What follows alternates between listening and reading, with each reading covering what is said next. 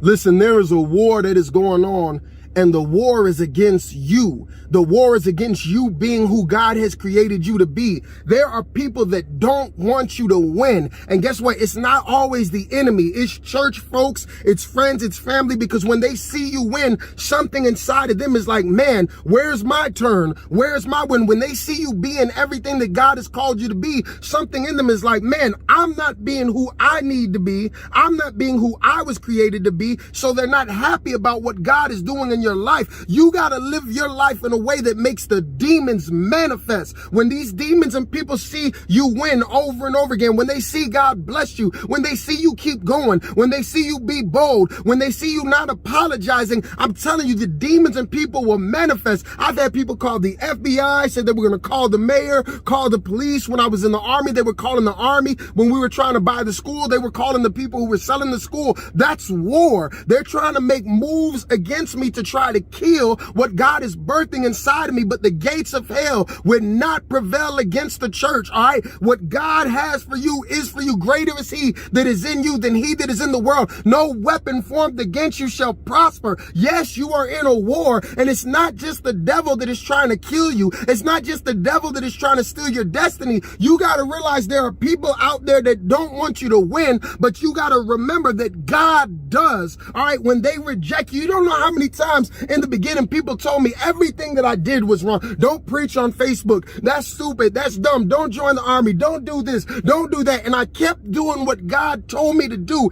And for the last 10, 12 years, people have tried to kill it. People have tried to come see. Some of y'all don't really know what hate is. Y'all get mad when people talk about haters, but you don't understand there are levels to this thing. There are levels to spiritual warfare. To whom much is given, much is required. The higher God elevates you, you can't have more without more. You get more blessings, you're going to have more haters. You get more promotion, and more favor from God. You're going to have more people coming at you, coming against you, trying to manipulate and use you. And you got to stay on your face, because people will trick you. Let me tell you something. People liked me better when I was struggling, when I was in my low point. And I ain't talking about the world. I'm talking about Christians.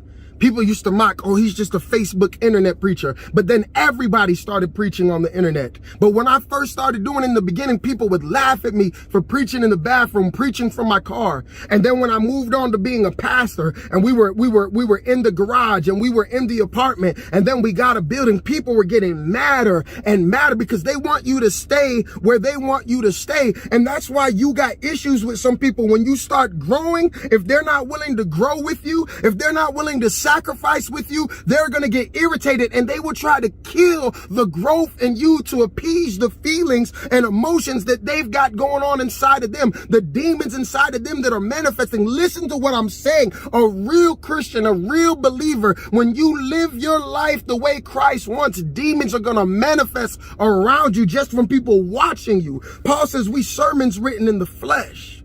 What is your life saying? You know what my life is saying? The gates of hell will not prevail.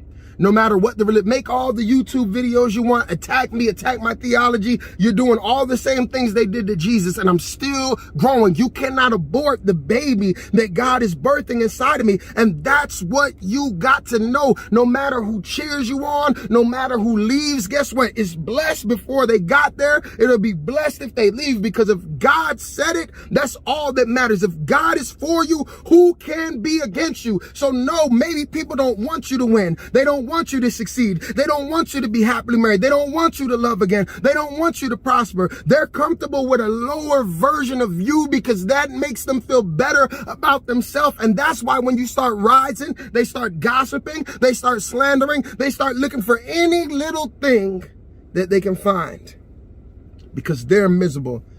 Me seeing other people be blessed and win has never bothered me.